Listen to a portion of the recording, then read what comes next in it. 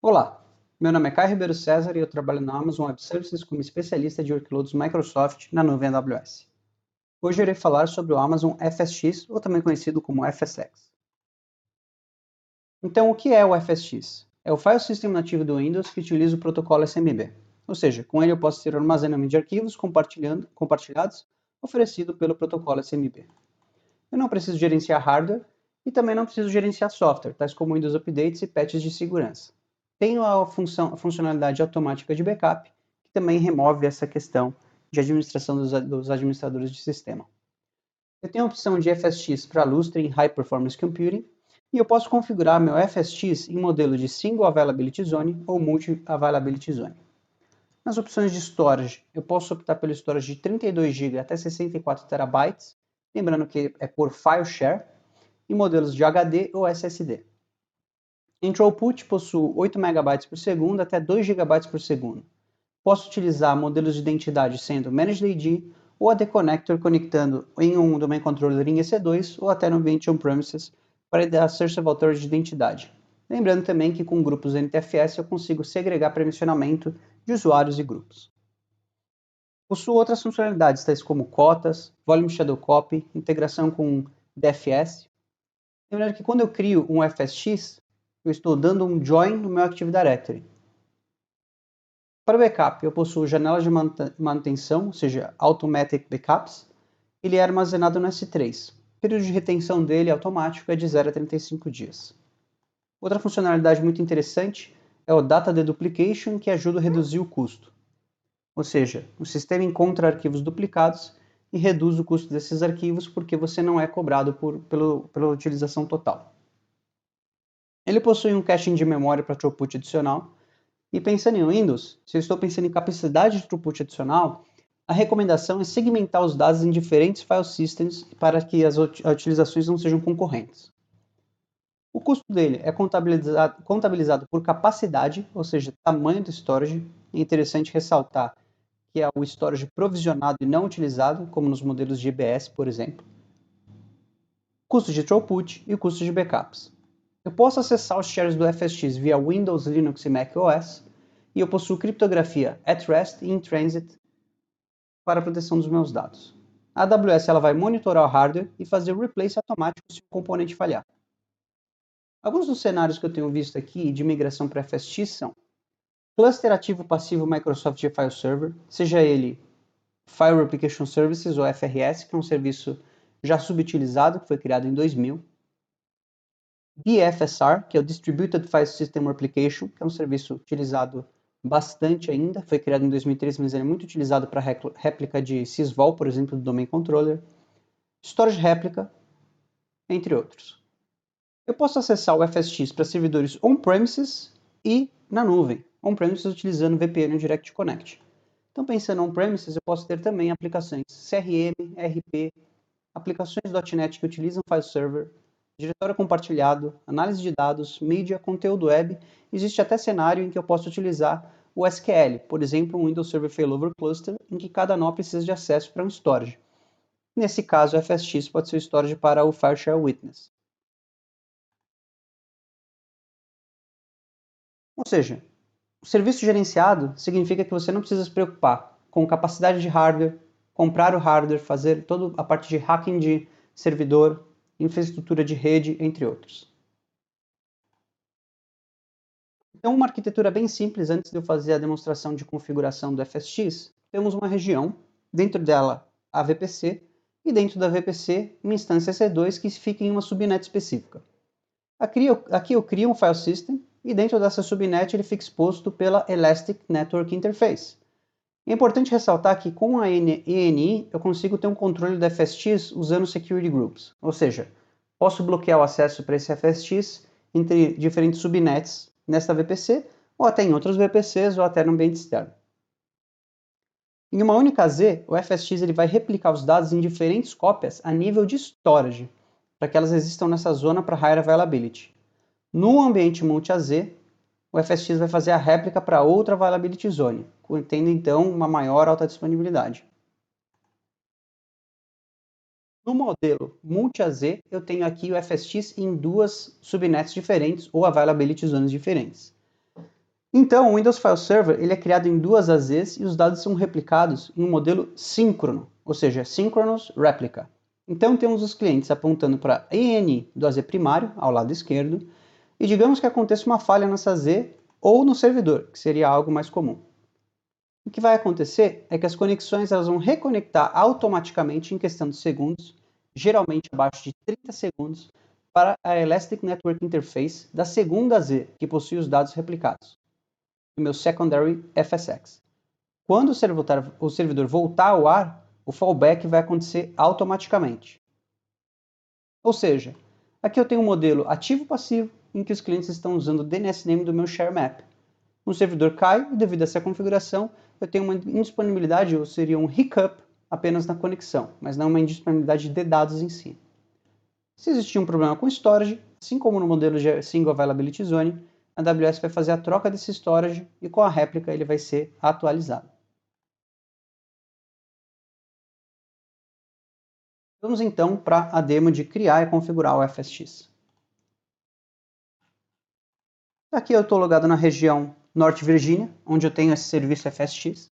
Em outras demos que eu vou fazer, eu vou comentar sobre outras funcionalidades do FSX e também uma migração entre ambientes, de Oregon ou Ohio para Norte Virginia. Eu já criei um FSX, porque ele demora aproximadamente 20 minutos para criar, mas o que eu gostaria de mostrar que é muito importante é a parte de Directory Services. Como eu informei anteriormente, eu posso optar pelo serviço gerenciado ou pelo AD Connector, conectando em um EC2 ou até no ambiente on-premises. Nesse modelo eu vou usar o serviço gerenciado. O nome do meu diretório é octank.corp. O que eu fiz para conseguir gerenciar outros aspectos do FSX e não só a criação e tamanho dele, é criar uma EC2 nesse domínio, fazer um domain join dela e acessar com um administrador.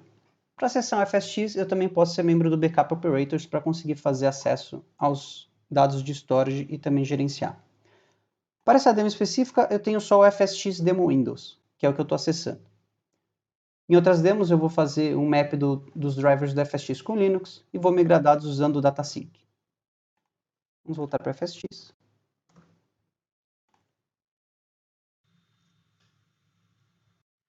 Então aqui eu tenho dois FSX, File Systems. Um está sendo removido e o outro está disponível. Esse aqui eu criei um pouquinho antes desse laboratório, porque ele demora aí aproximadamente 20 minutos para ser criado.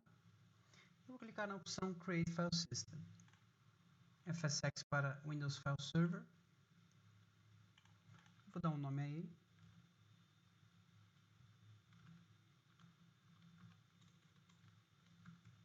Interessante ressaltar que eu estou em Virgínia. Em outros labs eu vou fazer uma migração entre regiões. Eu vou também mostrar algumas funcionalidades do FSX. Montar esse conteúdo em Linux. Multi-AZ, que é o meu ambiente de alta disponibilidade. SSD 32 GB, 8 MB per second de megabytes de throughput, né? E aqui eu vou colocar, vocês podem ver que ele já colocou um SG, um Security Group, né? Porque ele tem uma Elastic Network Interface, que você pode ali gerenciar os protocolos e tudo mais. Mas eu não vou colocar nada em Public Subnet, eu vou colocar tudo em subnet privada, né, interna, vai ter aquele só endereço interno.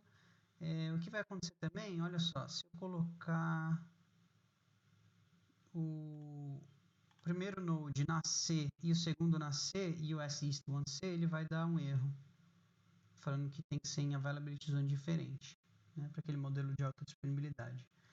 Modelo de identidade, eu vou usar o Managed ID, o meu octank.corp. Lembrando que esse FSX ele vai fazer um domain join nesse domínio. Criptografia default, modelo de preferência de manutenção para backup automático, retenção do backup default também. Não vou colocar tag, mas é interessante para gerenciar algum nome FSX, por exemplo. Eu vou clicar em Create, tá? Aqui vai demorar mais ou menos uns 20 minutos. É interessante já logar nessa instância, lembrando que essa instância ela é domain joined também, né? E aí o que eu vou fazer? Esse aqui já está disponível, mesma configuração que eu tenho nesse que eu configurei agora. Eu vou pegar o endereço DNS dele, que é o Fully Qualified Domain Name. Interessante aqui ressaltar, pessoal, ó, IP dele interno, 192.168.166. Eu posso fazer toda a gerência de Security Group via Elastic Network Interface. Se eu clicar aqui, vai me redirecionar para ela e eu posso criar regras de Security Group. Ele gera um segundo Fully Qualified Domain Name já para gerência de PowerShell. É aqui que eu vou fazer Volume Shadow Copy, cota, entre outras configurações, como dedupe, data dedupe eu faço aqui também. O Node em Standby, vocês podem ver que ele já está na outra Availability Zone, ele tem outra Network Interface, tá? Eu vou copiar esse DNS, que é muito simples, tá? Vou aqui com um usuário que tem permissão para acessar, outra coisa que dá para configurar, né? /share, né? E aqui que eu vou fazer?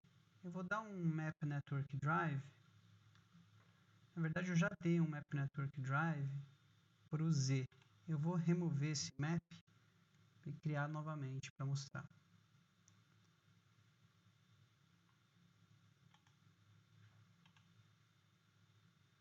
Aqui, vamos ver se ele já fez isso.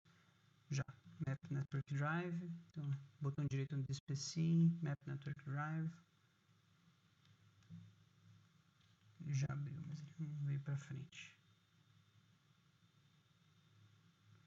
Então vou mapear o endereço do meu fsx /share por o Z. Aqui vocês veem que ele criou um nome do fsx, né? Se eu for no meu Active Directory e entrar na Organization Unit de Computers, na verdade é dentro do Octane Computers, né? Por isso que é uma Organization Unit. Vocês podem ver que eu tenho aqui o meu fsx. O que acontece, pessoal? Eu posso alterar isso, né? Criar um serviço que é o DFS para conseguir utilizar um nome simples para os usuários finais, tá? Eu vou fazer isso na próxima demo. Mas enfim, aqui eu vou acessar o Z2 pontos. Ele já tem os arquivos do meu fsx.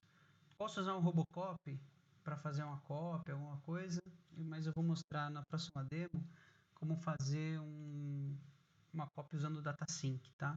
Então, mas eu posso fazer também assim, né? Simplesmente drag and drop, copiou, fotos, e aqui eu posso acessar minhas fotos. Ele migrou a foto.